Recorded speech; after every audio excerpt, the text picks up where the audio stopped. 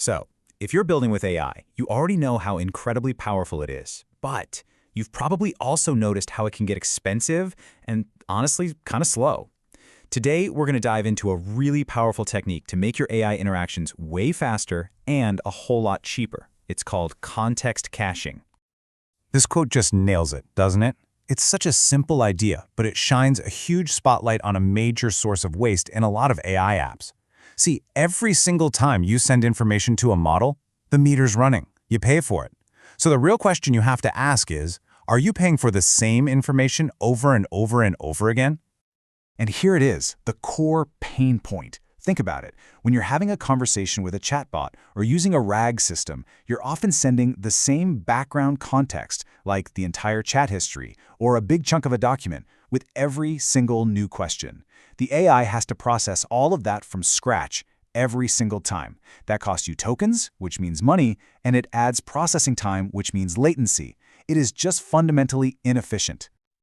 Okay, so how do we fix this? Well, the answer is this really elegant and powerful technique called context caching. The best way to think about it is as a smart way to stop doing redundant work and only pay for the computation you actually need. Let's break down how it really works. So what is it exactly? Well, context caching is just a method that saves the results of computations you've already done. Honestly, the best analogy is the memory button on a calculator. You do a really complex calculation one time, you hit the store button, and from then on you can just recall that result instantly without having to do all the math again. Caching does the exact same thing for parts of your AI prompt. You pay the full price to process it once, and after that you get to reuse that result for a tiny fraction of the cost. All right, so we get the what and the why, but how does it actually function under the hood? Understanding the mechanics is really the key to unlocking its power. It's really just a simple three-step dance. First, whenever a piece of context comes in, the system creates a unique fingerprint for it, called a key. Think of it like a digital code check ticket. Second, it checks its memory, the cache, to see if it already has a result stored for that exact ticket. And third, this is where the magic happens. If it finds a match, that's what we call a cache hit, and it serves up the pre-computed result instantly.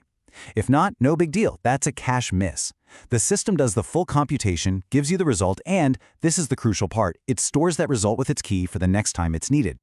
Now, the key here is that you can't just cache everything. The goal is to cache the stable, unchanging parts of your prompt. This makes it absolutely perfect for things like a system prompt that defines the AI's personality, or fixed user instructions, or data retrieved by our RAG system. Even the results from tool or function calls are fantastic candidates for caching. We've covered the theory, but now for the payoff. This is where we see how these simple mechanics translate into real-world value and some significant savings for anyone who's building with AI. This illustrates the difference perfectly.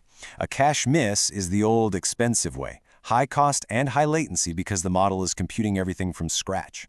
A cache hit, on the other hand, is the new efficient way, incredibly low cost and almost zero latency because you're just grabbing a result from memory. The performance difference can be absolutely massive. And we are not talking about small, incremental improvements. For applications that have a lot of repetitive context, implementing a cache can lead to cost and latency reductions of over 90%. That's a game-changing level of optimization. It can completely alter the economics of your entire application. So where does this have the biggest impact? Well, two of the most common use cases are right here. For chat applications, you can cache the processed conversation history so you only have to compute the newest message. And for RAG systems, if multiple users ask questions that pull up the same documents, you just cache the processed documents. In both cases, the savings are immediate and they are substantial. Now, this all sounds almost perfect, but like any powerful technology, there's a crucial trade-off to consider. When you use a cache, you're making a bet on stability, and you really need to be aware of the balance between performance and, well, data freshness. So what happens if the original information changes after you've cached it? Well, your application would be serving stale or outdated data. The strategy then is to only cache context that you know is stable and unlikely to change. You also need to measure your cache hit rate. A high hit rate means you're seeing big savings, but you have to weigh that benefit against the business risk of occasionally using stale information. And that really brings us to the final thought. Context caching is more than just a technical trick. It's a strategic approach to building smarter, more efficient AI systems. It forces you to think deliberately about which parts of your context are static and which are dynamic. So, as you think about your own AI projects, ask yourself this: where can you stop paying for the same prompt again and again?